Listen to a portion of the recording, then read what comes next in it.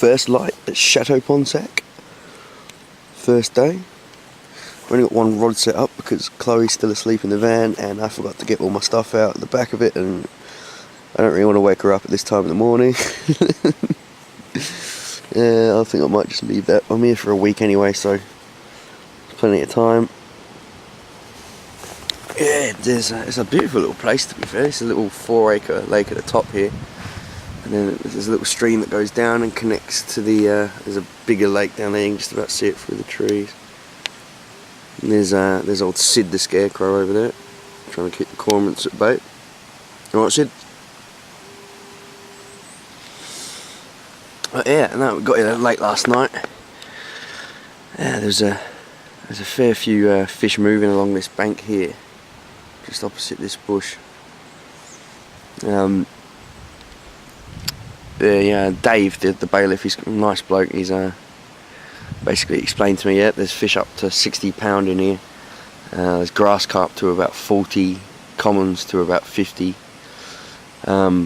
I basically said I'd be ecstatic with a 20, so he said it should be okay, but it is February and it's winter, so they're not as active as they would be in sort of March, April onwards. But I'm relatively confident I'll have at least one out, I think. Fingers crossed. Fingers crossed.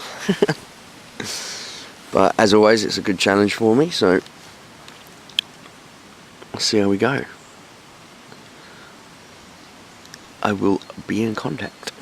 Well, it's always the way. I was halfway through putting my bivvy up and the rod fucking screamed off like a motherfucker, and I don't know if it's going to break 20, but it's a lovely looking mirror. Wee big mirror down. But I'm going to unhook it. I'm going to have to wake Chloe up, get a picture of it and put it straight back. But result, oh hell yeah, not bad. What's the time? It's a decent fight. I thought it was going to be a lot bigger than it is. It's 9:15, so I reckon that probably took about 5 to 9 o'clock. Kept just running around in circles, but beautiful result. First day, first morning, fish in the bank. I will be back. It looked a lot smaller in the water. Woo! Alright. Is that your biggest fish? Yeah, I'd say so. First day, first morning. The bailiff actually said to fish the far bank, but I was noticing there was a lot of fish moving last night on this bank, so this morning first thing I did is drag it in, cast on the spot, threw in about 6 to 10 boilies, bang. Oh yeah, this is what you come to France for. Oh shit. Oh, come here, mate. There we go. Look at that. That's a beauty. Look at the length, girth on that. That's a big fish.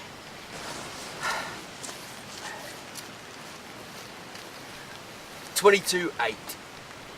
New PB. Get in!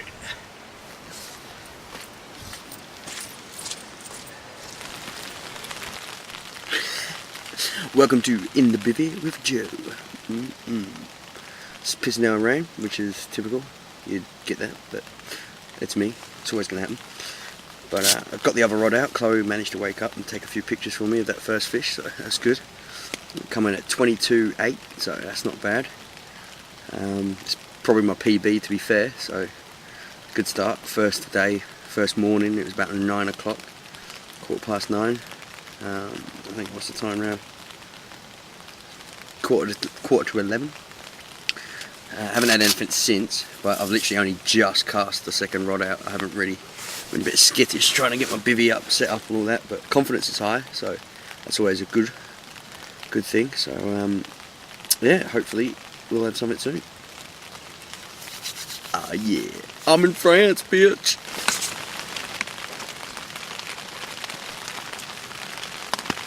Oi, oi. Well, it's all set up now. So I haven't had I've had one nudge since I've cast that second rod out. But I just thought I'd give you a run through. I'm English, but I've lived in Australia for about the last 10 to 11 years or so. So I'm a bit out of touch, and everyone sort of done a lot of research. There's a lot of chod rigs and bolt rigs, helicopter rigs, and things like that. But I wanted to keep it quite basic and sort of what I was used to doing when I was back here when I was about 12 to 13, real basic sort of thing. Basically all I'm doing is a bolt rig, but I'm just using ESP pre-done hair rigs, strip tees, as well as just your normal sink link, and I'm just basically tying that straight on with a free-lining Fox pair lead, 1 ounce and 2 ounce. I didn't want to go too heavy. I don't have to cast that far here, and I don't like the thought of that heavy lead sort of when I'm trying to fight the fish, as well as the weight of the lead sort of dragging me down as such. But all I'm doing is I've got fluorocarbon straight through and mono straight through on both the Shimano's. I've got a Shimano Biomaster GT, and Abios, I think the other one is. The Biomaster's got the fluorocarbon on, and the Abios has just got this straight mono, basically 15 pound on that one.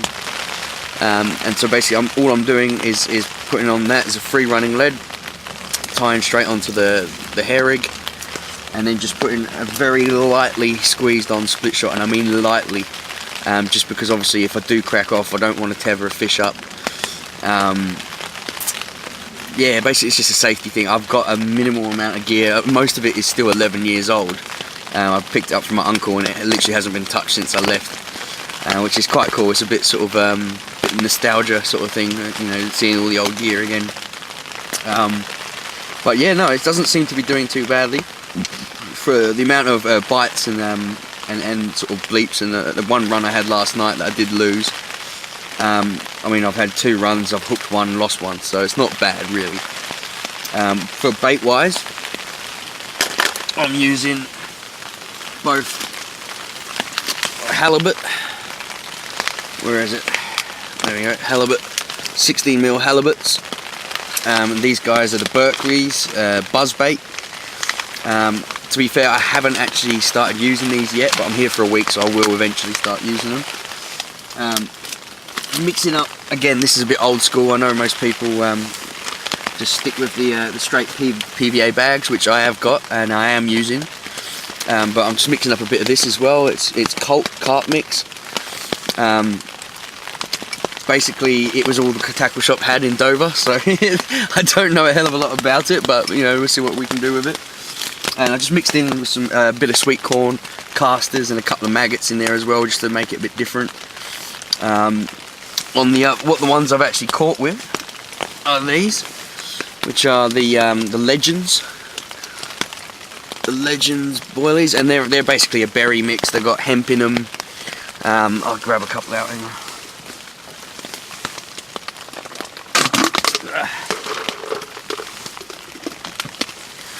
Again, 16s, and I got the bigger ones, and they're about 20 there.